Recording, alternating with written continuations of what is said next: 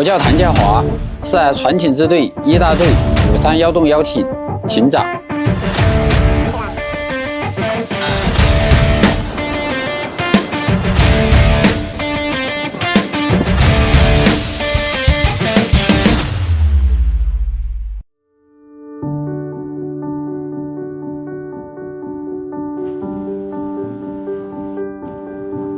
我是在2011年105惨案发生后特招入伍，来到水上支队驾驶巡逻艇，开展了湄公河联合巡逻执法。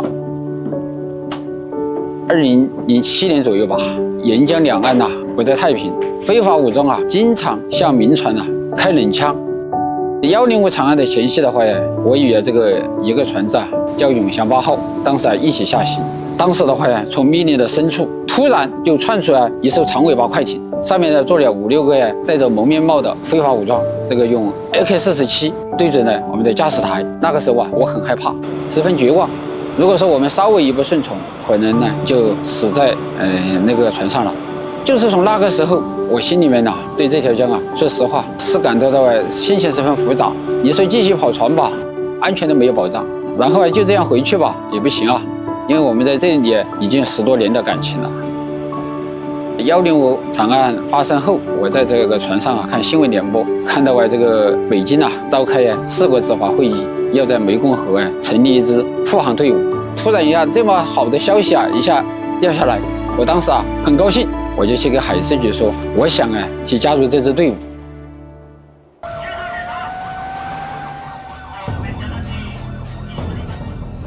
最惊险的一次的联合巡逻执法是在2012年1月14日，53901、539022艘甲级巡逻艇1月15号从关内出发，靠泊金木棉码头的时候，突然从53901艇驾驶台的北斗信息传来一首报警，联巡执法编队，我是盛泰11号，在汇龙河口遭遇枪袭，需要紧急救援。说实话，当时的情势是十分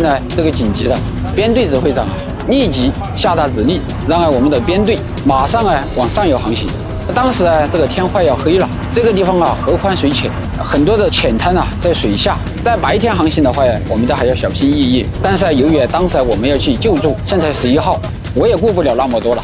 就一手打着探照灯，一手用手势指引我们的操作人员加大油门。到达那个地方的时候已经是11点，我们的执法队员就快速的进行跳帮，在船楼里看到了全索一团的船长，还有其他4名船员。当时船长看到我们的话，说实话像看到了亲人一样，在全体执法队员的团结努力下，终于安安全全的将盛泰11号护送回国。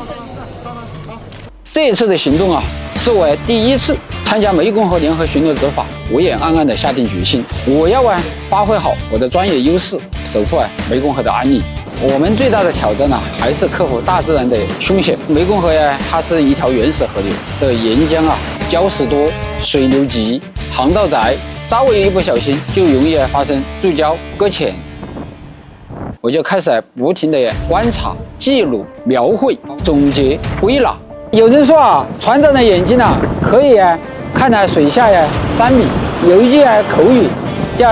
花山梗是泡8尺，就是通过这个水流的形态掌握河床底的水深，那个就是花水小方花。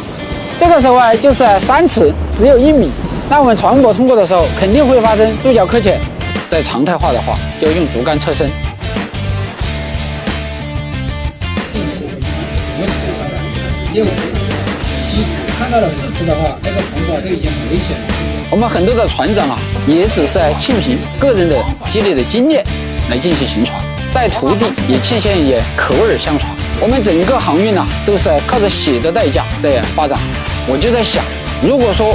能够在湄公河的航道上有一本详尽科学的航行图，用以指导航行驾驶理论教学有多好。